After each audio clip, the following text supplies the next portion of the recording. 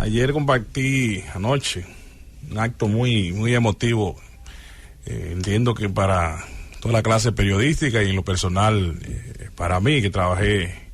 con ese gran dominicano, y fue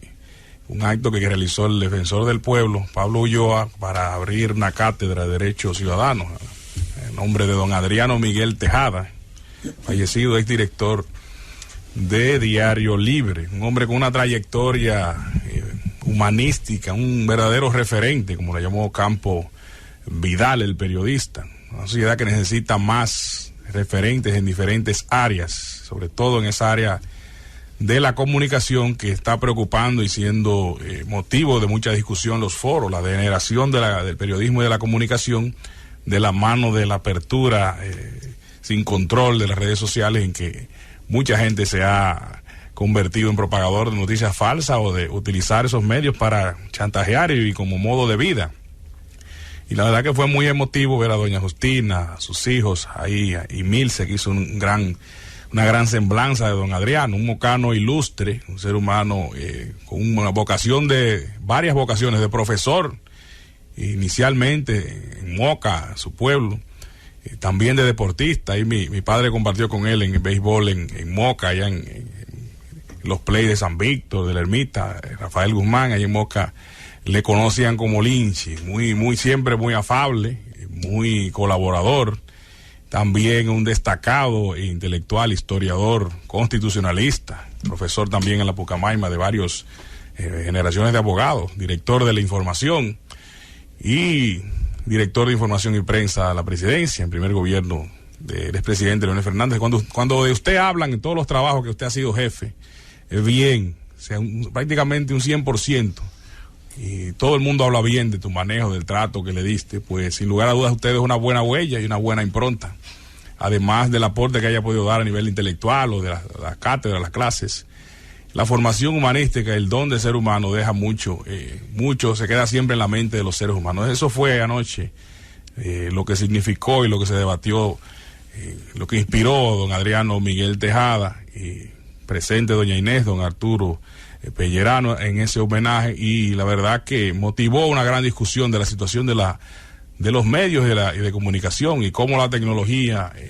ha significado que salga de la élite la redacción de los periódicos, pero a la vez también ha ido reduciendo más a una élite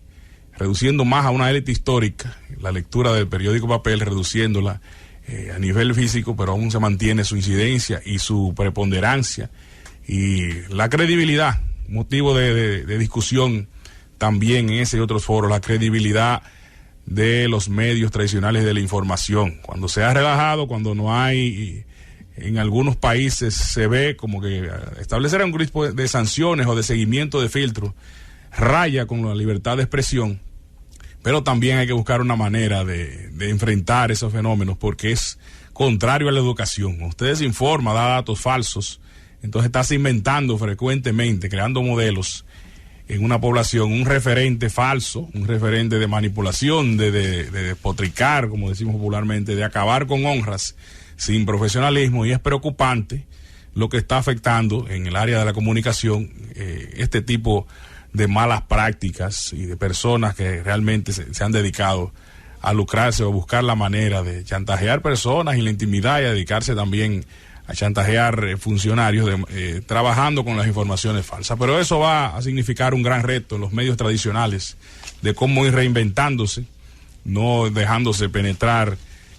todo el tiempo, y de la mano con la tecnología como herramienta, más no así como una herramienta que te condicione el trabajo, y te va a hacer cada vez más reducido el número de referentes, pero sí va a ser el más creíble y el más creído. Cuando se pierde toda la credibilidad, decía también Campo Vidal allá en ese foro, pues no queda nada en la comunicación. Y ahí es que la ley, es que el Estado, es que la sociedad y los cerebros pensantes, las instituciones comprometidas, como es la Defensoría, el Defensor del Pueblo, pues tienen que jugar un rol de preservar, porque también el derecho a la buena educación e información, que van de la mano, es un derecho primordial del ser humano. Y hace falta referentes, hace falta personas que puedan servir a una sociedad también con sus aportes, más allá del momento en que viven, y que sean también motivo de abrir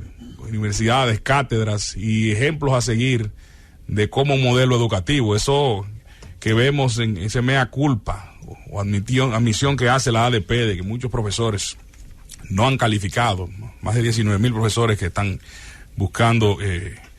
con el recurso de oposición, es vergonzoso, pero ellos tienen que revisarse como gremio y como profesionales. Son muy delicados, muy ñoños, muy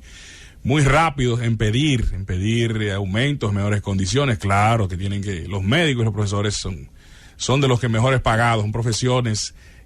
¿verdad?, que tienen que ver con lo mejor del ser humano, en la vida, y por un lado también la calidad de vida, y por un lado la formación y la educación y la cortesía que debe tenerse en sociedad para convivir, pero no se ven tan prestos en exigir buena formación y darla también. Se acomodan mucho, por ejemplo, se acomodaron mucho a la virtualidad, pero no se dijo si ese gremio buscó la manera de formar a sus profesores de manera, en tantos cursos gratuitos de reforzamiento que hubo en esa pandemia de manera virtual,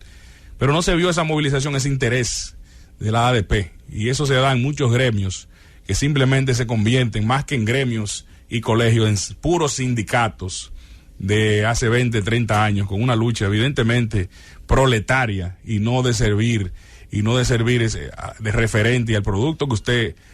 tiene que terminar, lo que es dar una buena educación y dar una buena calidad en el servicio, en la atención médica, por hablar también de los médicos. Entonces los gremios tienen que revisarse, en especial la ADP, porque bastantes concesiones han tenido y bastantes atenciones han tenido también en convocatorias para discutir cambios curriculares. Aquí hay que hacer un gran cambio curricular y ahora enfocarse de lleno, más allá de la varilla y el cemento, como hemos hablado, más allá de la planta física, que por cierto se quedaron muchas deudas y muchos ingenieros ahí entrampados en esas escuelas que se hicieron. Más allá de esa formación, de esa construcción y de la planta física, que hay muchas también por recuperar, ahora enfocarse en formación obligatoria, porque es un deber de usted saber cómo va a educar a los ciudadanos, pero también tener la base, no ir con un folletico o buscar ahí y bajar de internet la clase que usted va a dar sin ningún tipo de formación y desdeñar la formación externa que se pueda conseguir las autoridades en colaboración con otras naciones. Hay que asumir